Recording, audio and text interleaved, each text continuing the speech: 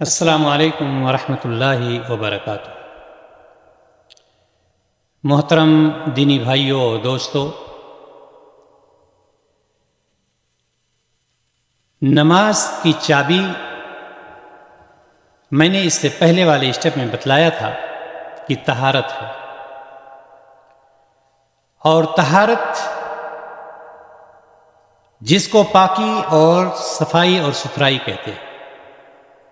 اور آپ کو یہ بھی معلوم ہونا چاہیے کہ اسلام کے اندر جہاں پر بہت ساری خوبیاں پائی جاتی ہیں، سب سے عظیم خوبی اس کی یہ ہے کہ اسلام پاکی، صفائی، طہارت کا حکم دیتا ہے اور مسلسل خیال رکھتا ہے اس کا۔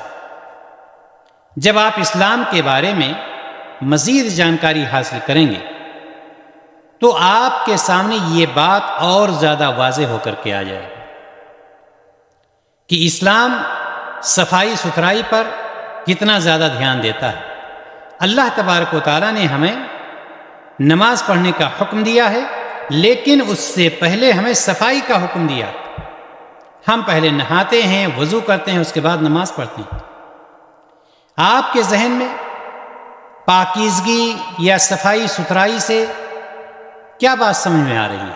آپ اس سے کیا مراد لے رہے ہیں؟ اس بات کو بھی ہمیں جاننا ضروری ہے۔ ہم کس چیز سے پاک ہوں گے؟ کیسے ہم اپنے آپ کو پاک کریں گے؟ اس کا جواب بھی جاننا آپ کے لیے ضروری ہے۔ اس کا جواب یہ ہے کہ نجاست کو دور کرنا یہ ضروری ہے۔ نجاست کس کو کہتے ہیں؟ وہ چیزیں جس سے بچنے کا شریعت نے حکم دیا ہے۔ اور نجاست وہ چیز ہوتی ہے جس کے دھونے کا حکم شریعت نے دے دیا ہے، جیسے کپڑوں پر کوئی چیز لگ جائے یا اس کے نشانات جیسے پاخانہ، پیشاب، یہ ساری چیزیں نجاست میں شمار ہوتی ہیں۔ ان سے ہمیں اپنے آپ کو صاف ستھرا رکھنا یہ بہت زیادہ ضروری ہے، اور شریعت اسلامیہ اس کا برابر حکم دیتی ہے۔ تو آپ نے یہ جان لیا کہ نماز کی چابی طہارت ہے، اور طہارت میں آپ وضو کو جانتے ہوں گے۔ تو آئیے وضو کو دیکھ لیجئے کہ وضو کا طریقہ ہے کیا، کس طرح سے آپ وضو کریں گے۔ وضو کس لیے کیا جاتا ہے؟ وضو نماز پڑھنے کے لیے، یا قرآن کو چھونے کے لیے، یا طواف کرنے کے لیے، ان ساری چیزوں کے لیے وضو کی ضرورت پڑتی ہے۔ وضو کرتے وقت سب سے پہلے ہم بسم اللہ کہتے ہیں۔ پہلی بات، دل میں نیت کریں گے، زبان سے نہیں، دل میں نیت کریں گے کہ ہم وضو کرنے جا رہے ہیں۔ دل میں ارادہ کر لیا، آپ کی نیت ہوگی، اور پھر ہم بسم اللہ کہیں گے۔ اس کے بعد اپنی دونوں ہتھیلیوں کو دھلیں گے، یہ ہتھیلیوں کو دھلیں گے۔ پھر ہم کلی کریں گے 3 مرتبہ یا کم سے کم 1 مرتبہ۔ پھر ہم کلی کرتے وقت جب منہ میں پانی ڈالیں گے تو اس کو پورے منہ میں ہلائیں گے، اس طرح سے کر کے، اور پھر پھینک دیں۔ پھر ناک میں ہم پانی ڈالیں گے اور دوسرے ہاتھ سے جھاڑ دیں گے۔ اس کے بعد آپ کو چہرہ دھلنا ہے، لمبائی میں پیشانی سے لے کر کے، یعنی بال کی جڑ سے لے کر کے تھوڑی تک، یہ داڑھی پوری آپ کی بھیگنی چاہیے۔ خلال کر کے اس کو بھگوئیں گے۔ چوڑائی میں کان کی ایک جڑ سے کان کی دوسری جڑ تک، یہ آپ کو اپنے چہرے کو دھلنا ہے۔ پھر کوہنیوں سمیت پورا ہاتھ دھلنا ہے۔ کوہنی کیا ہوتی ہے؟ کوہنی اس حصے کو کوہنی کہتے ہیں، یعنی یہاں سے لے کر کے یہاں تک۔ پہلے دائیں ہاتھ کو دھلیں گے اور اس کے بعد بائیں ہاتھ کو، الٹے ہاتھ کو دھلیں گے۔ اس کے بعد آپ کو اپنے سر کا مسح کرنا۔ سر کے مسح کا مطلب کیا ہوتا ہے؟ یعنی یہ کہ آپ اس طرح سے اپنے ہاتھ کو لیں گے، پیشانی پہ رکھیں گے، اور پیشانی سے سیدھے بال پر ٹچ کرتے ہوئے گدی تک لے جائیں گے، اور پھر وہاں سے واپس لا کر کے پیشانی پر پہنچا دیں گے جہاں سے آپ نے شروع کیا تھا۔ اور اس کے بعد اپنی دونوں انگلیوں سے کان کا مسح کریں گے. کان کے باہری حصے پہ یہ انگوٹھا ہوگا آپ کا، اندر یہ شہادت کی انگلی ہوگی، اس کو شہادت کی انگلی کہتے ہیں، اور اس طرح سے آپ اپنے کان کا مسح کریں گے.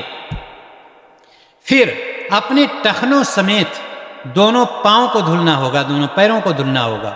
یعنی ٹخنا کہتے ہیں جو ہڈی نکلی ہوتی ہے دونوں سائڈ میں پیروں کے، دائیں پیر کے دائیں سائڈ میں، بائیں پیر کے بائیں سائڈ میں جو ہڈی نکلی ہوتی ہے اس کو ٹخنا کہتے ہیں. پھر اس کو آپ کو دھلنا ہے.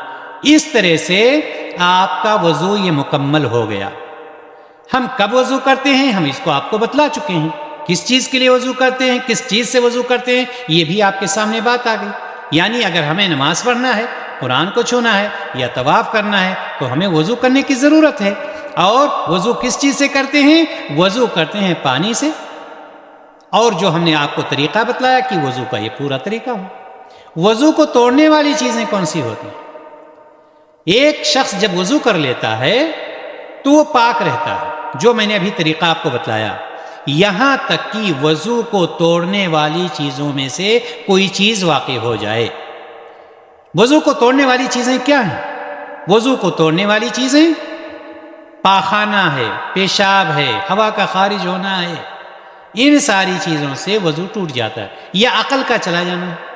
اگر کوئی شخص سو گیا، مثال کے طور پر وضو کر رکھا تھا اور وہ سو گیا لیٹ کر کے، نیند آ گئی، تب بھی اس کا وضو ٹوٹ جائے گا، اس کو دوبارہ پھر وضو کرنا پڑے گا.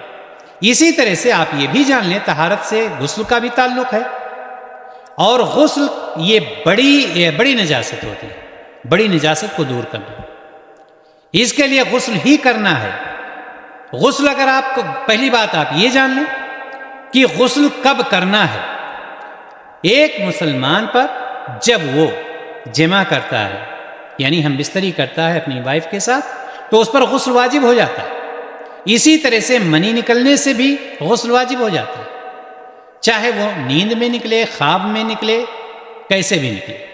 اسی طرح سے حیض اور نفاس کا خون جو عورتوں کو آتا ہے، اس کے بند ہونے پر بھی اس کے اوپر غسل واجب ہو جاتا ہے، یعنی اس عورت کے اوپر. تو معلوم یہ ہوا کہ اس طرح سے اس کے اوپر غسل واجب ہوتا ہے. اب غسل کرنا ہے اس کو، تو وہ غسل کی نیت کرے گا اپنے دل میں، اور اس کے بعد بسم اللہ کہہ کر کے پورے وضو کر لے. سب سے پہلے اگر نجاست لگی ہے تو نجاست کو زائل کر دے، اور نجاست کو زائل کرنے کے بعد مکمل وضو کر لے. جیسے نماز کے لیے وضو کیا یا طواف کے لیے وضو کیا، اس طرح سے مکمل وضو. اور اس کے بعد پورے جسم پر اپنے وہ پانی پھینکے گا. پانی پھینکنے کا مطلب پورے جسم پر پانی بہائے گا اور اپنے جسم کو دھلے گا. تو اس طرح سے اس کا غسل بھی مکمل ہو جائے گا. جہاں تک حیض و نفاس کی بات میں نے کی ہے، حیض و نفاس کے جو احکام ہیں، یہ وہ خون ہے جو عورت سے خاص وقت میں خارج ہوتا ہے اور وہ نجس ہوتا ہے. یہ حیض و نفاس کا تعلق کس سے ہے؟ ایک عورت سے. عورت ہی سے اس کا تعلق ہے، مردوں سے اس کا کوئی تعلق نہیں ہوتا ہے. ایسی صورت میں جب حیض یا نفاس کا وقت ہوگا تو عورت نہ روزہ رکھے گی اور نہ نماز پڑھے گی، اور نہ ہی اپنے شوہر کے ساتھ جمع کرے. جمع بھی اس وقت منع ہے حیض اور نفاس کی صورت. لیکن بعد میں جب حیض ختم ہو جائے یا نفاس ختم ہو جائے، حیض وہ خون ہوتا ہے جو ہر مہینے عورت کو 3 دن 5 دن 7 دن. نفاس وہ خون ہوتا ہے جو بچہ پیدا ہونے کے بعد عورت کو خون آتا ہے، اس کو نفاس کہتے ہیں. تو اس طرح سے حیض اور نفاس کا خون ہو. اس خون کے بند ہونے کے بعد وہ عورت روزہ کی قضا کرے گی، لیکن نماز کی قضا نہیں کرے گی. نماز کی قضا وہ نہیں کرے گی. اور یہ بھی یاد رہے کہ جب اس کا دن ختم ہو جائے، جیسے حیض والی عورت ہے 3 دن کے بعد اس کا خون بند ہو گیا، تو اس کو فوراً نہا دھو کر کے نماز شروع کر دینا ہے. نماز کی قضا نہیں کرنا ہے، لیکن دوسرے دن اس کو روزہ رکھنا ہے، یا تیسرے دن جب بھی اس کو موقع ملے وہ روزے کی قضا کرے گی. لیکن نماز کی قضا وہ عورت نہیں کرے گی۔ تو یہ طہارت کے بارے میں کچھ باتیں میں نے آپ کے سامنے رکھیں، اور انشاءاللہ تعالی اگلے اسٹیپ میں ہم اور باتیں آپ کو بتلانے کی کوشش کریں گے۔ السلام علیکم ورحمۃ اللہ وبرکاتہ۔